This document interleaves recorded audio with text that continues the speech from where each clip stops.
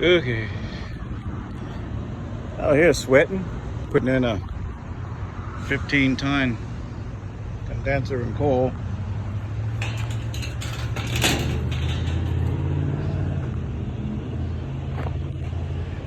It's a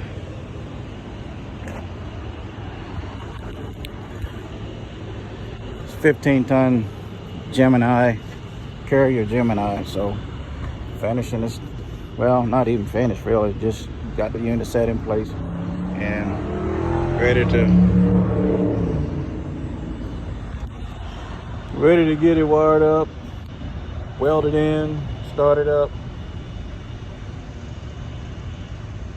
then get on out of here. So hopefully, if not today, hopefully tomorrow we'll be finished up with this thing. I'm gonna take our time and do it right.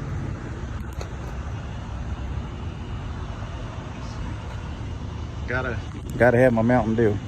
Take care.